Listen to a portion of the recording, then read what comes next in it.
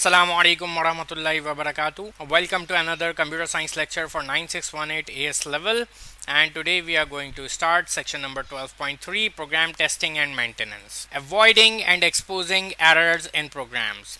Flaws in the design of a program can turn into faults in executable programs.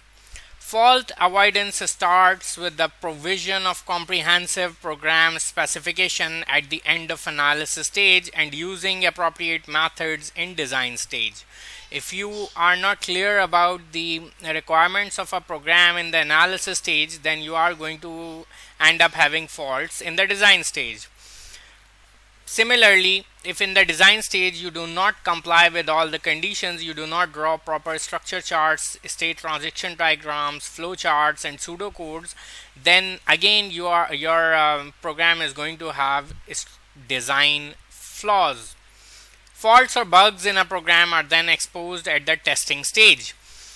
Testing will show the presence of faults to be corrected. However, it can't guarantee an error-free program in all scenarios, as sometimes even the most rigorous of testing may not be able to catch some simple bugs. Faults can appear during the lifetime of a program and may be exposed during live running.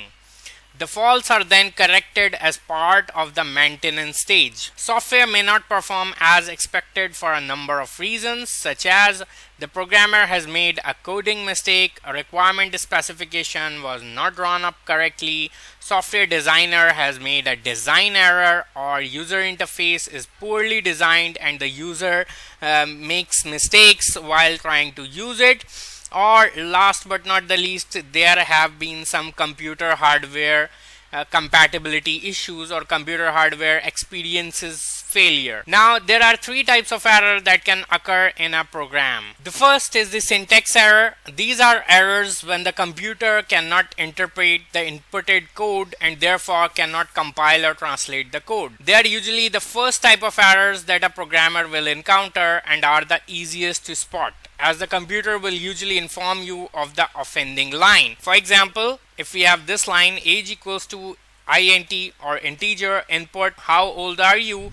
You can clearly see over here two brackets were opened or started, but four have been closed. So this is a syntax error that you have closed too many brackets. The next type of error is the logical error. These are errors that do not cause the program to crash, but simply do not function as the code intended.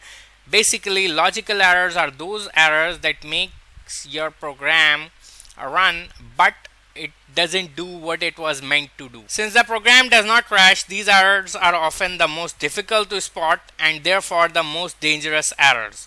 These errors can only be detected through thorough testing. For example, declare integer age as integer, print how old are you, input age. If age is less than 50, then print you are old, else print you are young, and if. Here the code will execute without any error, because this is a perfectly acceptable comparison operator.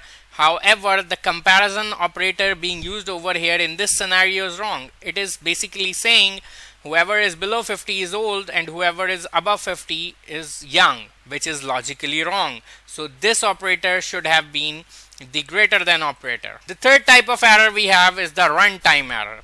Runtime error is that error which are not detected until the program is running. The program executes successfully until a certain point where it crashes. These errors often occur because of failing to do type conversions. For example, converting from string to integer. Example, declare age as a string, print how old are you, input age. If age is greater than 50, then print you are old, and if. Now over here, the program would successfully run and ask for an age input in this line over here, and then it would input age over here. But when this line would be run, it cannot make the comparison because over here age variable is of data type string. So comparison operator, especially a comparison with a number, cannot be applied over here. So at this point the program is going to have a runtime error and crash. Both runtime and logical errors can only be found by careful testing. These errors may only show up under certain conditions or circumstances. If a program crashes every time it is executed, the error is obvious, but if it works until a certain set of data causes a malfunction, it is a dangerous and threatening situation. Testing strategies or methods. So the first type of testing that we can do, or the most basic type, is known as dry run testing. This is where the programmer walks through the code either on paper or on screen to see if they can spot any errors. Usually this involves tracing the value of variables either mentally or by using a trace table, because at this stage you have become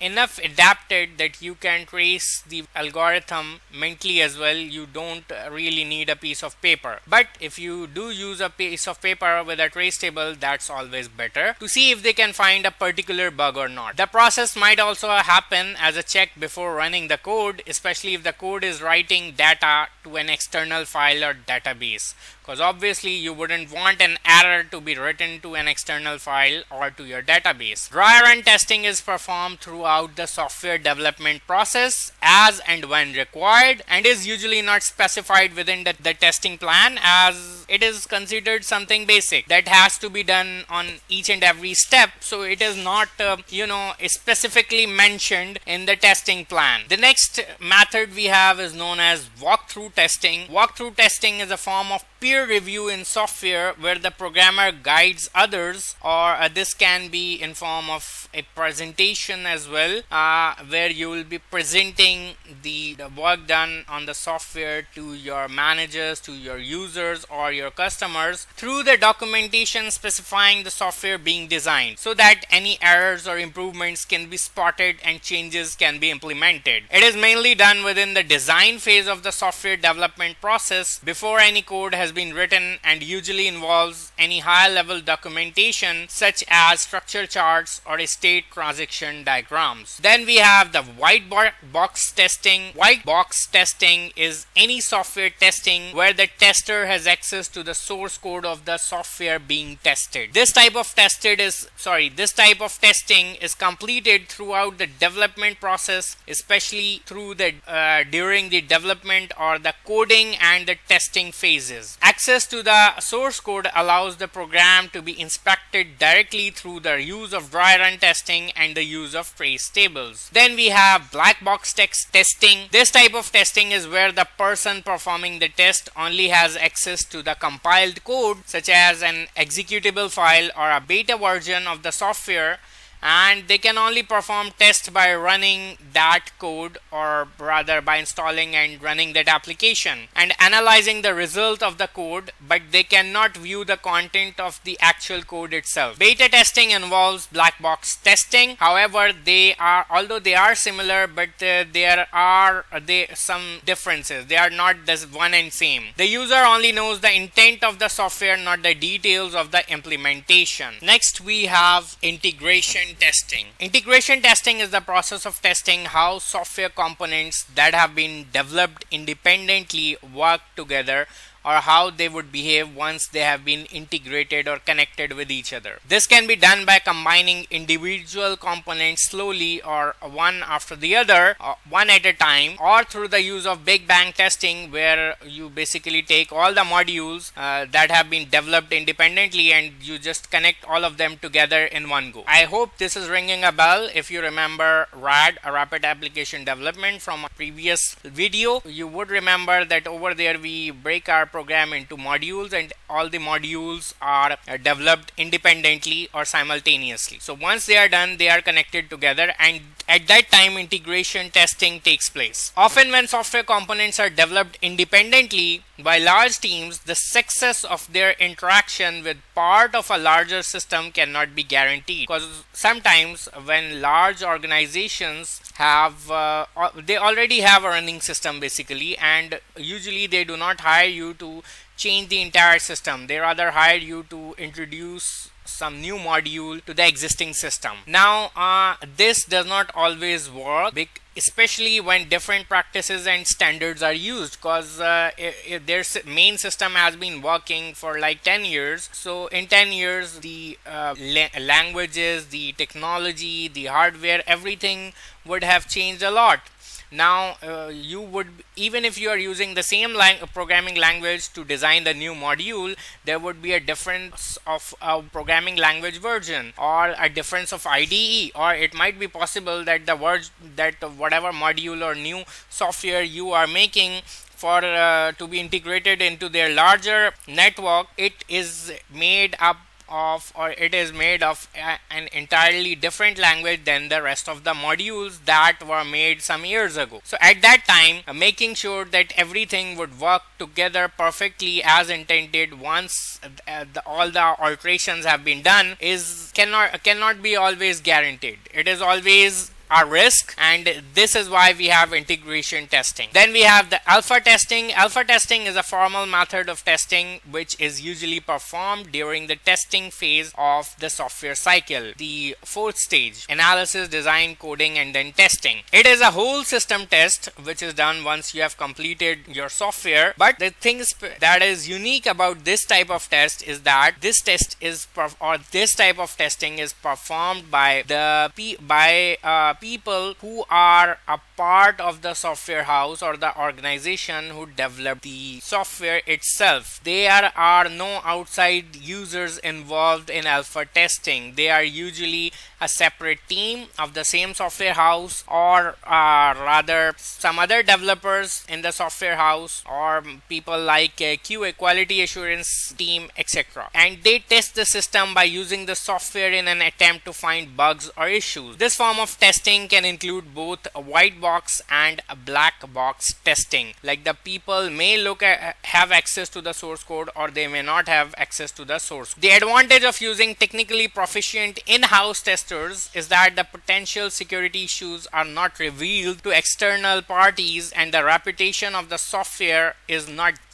jeopardized by exposing users to potentially incomplete or buggy software. Another advantage of alpha testing is that testers can use their technical knowledge to try to break the software by trying to flood it with abnormal and boundary use case or abnormal and boundary data that might not be done during beta testing. Once alpha testing is complete, the program then moves on to the beta testing phase. Beta testing is whole system testing that is performed after alpha testing. It is usually performed by a wide number of users or volunteers outside of the software development organization. That is why sometimes we see beta versions of softwares or apps being given away, or people are being encouraged to download them, install them, and use them and give feedback. The advantages of beta testing include the system is used or tested by non-specialists, and therefore more errors may be found. The system is tested on a wider range of hardware and platforms, so thus hardware related issues can be highlighted more easily. The system can be analyzed for load or stress testing in a manner that is closer to the real world than in alpha testing. Then we have the acceptance test. Once a system has completed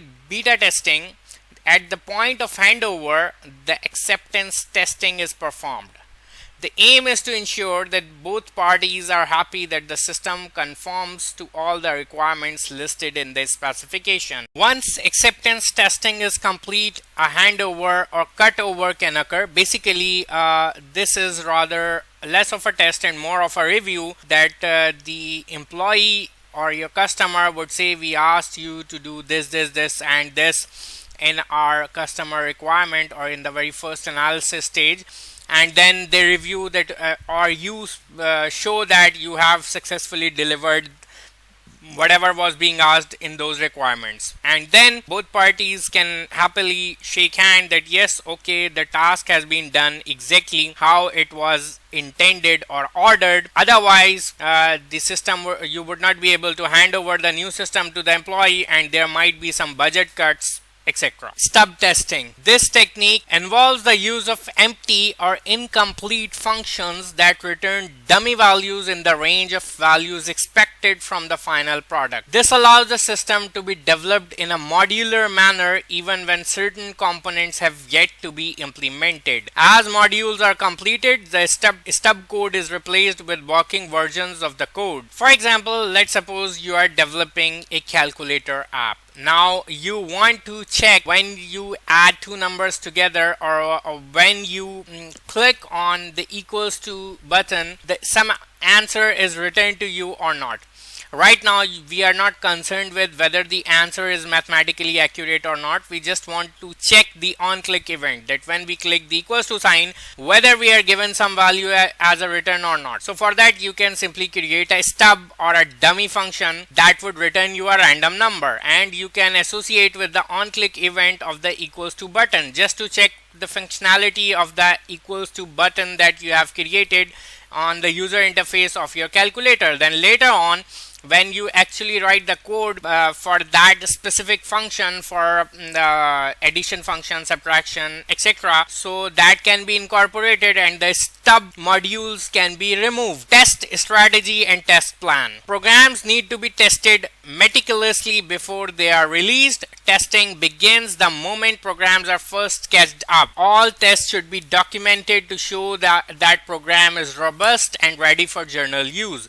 There needs to be a test strategy set out in the analysis stage to show required amount of testing to meet the requirements specified. This shows how and when the program is to be tested. Obviously, we have went through so many different types of test methods. For making a specific program, you will not be going through with all of them, but when a client comes to you that we want you to develop so and so type of software, then according to the nature of the software, some of the test strategies would be finalized during the analysis stage, that okay, we would, after development or during development, we would be applying so and so and so strategy, or we would not be applying so and so method. Both can be decided, and then it is also decided that exactly in what stage or after how many days, using what strategy will your program be tested. In order to clarify what tests need to be performed, a test plan is drawn up showing all the stages of testing and every test that will be performed. As the testing is carried out, the results of the test can be added to the plan showing that the program has met its requirement. Now let's step a little back to the iterative model, the iterative waterfall. Over there we learned that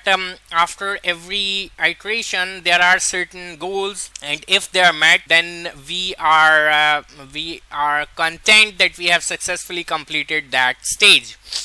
Those goals are usually associated with the testing and their result. After doing something, you test it, and if you get your desired results, then those results are made a part of the program documentation as a proof that we have achieved the required goal rather, and then you can move on to the next stage. Now for testing, we obviously need test data, and there are, as you know from your O levels, there are 4 types of test data. The normal test data, which is typical, which is expected, and which is within the acceptable range, and it should always be accepted by the system. For example, a user's age should be a whole number between 10 and 80. Now we are assuming a specific given criteria over here, just like many social media websites want your age to be between 12 and 90 for being eligible to create an account. Then we have the abnormal or erroneous test data. This is the test data that falls outside of the acceptable range, and it should always be rejected by the system. For example, a user's age can't be a decimal number or blank or written in alphabets. Again, we are talking about a specific scenario only. Otherwise, it is possible to write somebody's age in decimal, something like 14.5 years. Then we have extreme test data, which is the test data at the upper or the lower limit of expectation, and it should also be accepted by the program or by the system. Lastly, we have the boundary data. This data includes the extreme values of the normal range and the corresponding smallest or largest rejected values. Okay, let's have a look at an example question. A program takes 100 inputs between 20 and 50. Now be observant, it says between 20 and 50. It does not say between 20 and 50 inclusive. That means 20 and 50 are not a part of your range or your acceptable values. or okay, let's make it more clearing, 100 inputs, and let's call it of whole numbers. Between 20 and 50, write test data to check its performance. Now between 20 and 50, write down any number that comes between them, and that should be your acceptable or normal test data. For example, 30, 35, 45, 48, 47, 43, and this type of test data would be normal. And why would you select it? It is normal data, so it should be accepted. Then for the next example of test data, we can write something that is outside the range, such as -5, 105, something like 60, and this would be the erroneous or abnormal data. Reason for selecting it is outside the range, or it is abnormal, so it should be rejected. Then we have, for the third test, we have 21 and 49, because remember our range was from 20 and 50, but not including 20 and 50. So that means the nearest or the smallest possible acceptable value would be 21, and the largest would be 49. So these would make up the extreme values or the extreme test data. Again, it is extreme, but it is within range, so it should be accepted. Lastly, we have the fourth type of test data, that is known as boundary data. And for its example, remember, boundary data is always in pairs, and the pairs are always like this. It includes the minimum acceptable value, that is 21, and the adjacent or corresponding smallest or largest outside the range value, that would be 20. And in the next pair, we'll have the upper bound of acceptable value, that is 49, and the corresponding outside the range value, in this case that would be 50. And out of it, extreme values should be accepted, such as 21 and 49 should be accepted, and out of boundary values such as 20 and 50 should be rejected.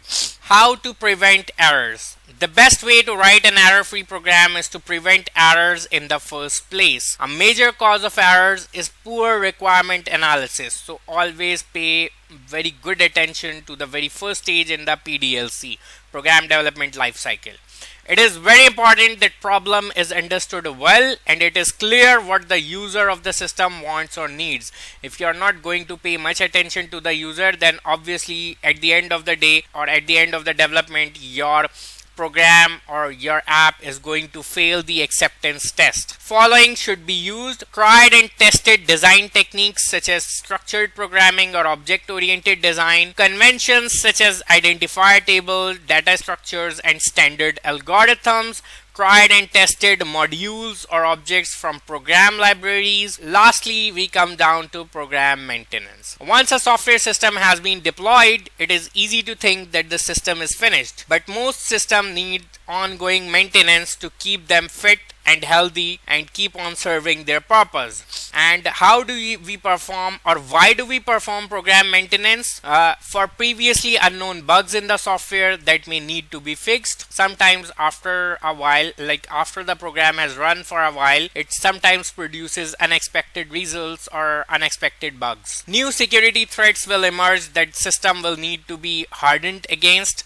So at that time, the company is going to contact you again or any other developer and ask them to fortify the security of the system. The company may have competitors that have created similar systems, so the company may need to keep a competitive advantage by changing their system, and for that reason they might require maintenance or after sale services. The real world environment may change and the system may need to adapt to that requirements. Okay, now how do we actually perform maintenance? In our syllabus, we basically have three types of maintenance. The perfective maintenance is a form of maintenance which involves refinement of existing features or functions, such as improving the GUI design, improving the database accuracy or speed, or simply optimizing database, or making code more efficient. Then when the program runs satisfactorily, however, there is still room for improvement. For example, the program may run faster if the file handling is changed from sequential access to direct access and so on. The next type of maintenance we have is adaptive maintenance. It is the addition of an extra feature or repurposing of existing features or modules to adapt to changing user requirements. A common requirement for new or dynamic industries where after every once in a while their requirements change, so they require new changes in their system. Last but not the least, we have the corrective maintenance. This maintenance is mainly reactive in its nature and focuses on fixing bugs and security patching. Sometimes program errors don't become apparent for a long time because it is only under very rare circumstances that there is an unexpected result or the program crashes. These circumstances might arise because part of the program is not used more often or because the data on an occasion includes extreme values. Earlier corrective maintenance may also introduce other errors. So the point to note over here is basically corrective maintenance is sort of a double-edged sword, so you should perform it very carefully because it is possible while trying to fix one error or one bug you may end up creating 3 new. So you should always be very careful when doing corrective maintenance because you are basically trying to change the code of a already running and installed system. This is the reason why sometimes when you download Windows update or a software update, sometimes, not always, but sometimes it stops working properly or it stops working at a speed that it was previously working. So corrective maintenance can be a little disappointing at times. However, we do need it because we do need to fix bugs and we do need to improve our security from time to time. Okay, so that's everything you need to know about section 12.3, and this also completes your entire syllabus for AS level computer science. Now you know each and everything. The only thing left is just to go ahead and practice as much past papers as you can. If you want these notes in hard copy, you can order the AS Computer Science study pack, or if you need a study pack for O levels or IGCSE Computer Science, or if you know anyone who's looking for good notes for physics, O levels or IGCSE, then you can use the order form link given below in the description to place your order. Lastly, if you have not subscribed to my channel already, if you're new here, please do subscribe and share it with your friends. And if you have not understood anything, if there was anything that is confusing you, feel free to give your comments below. I'll definitely get back to you. Now AS is wrapped up, so inshallah sometime soon I'll start uploading A2 computer science lectures. Till then, stay tuned, take care, good luck for your CIs, and Allah Hafiz.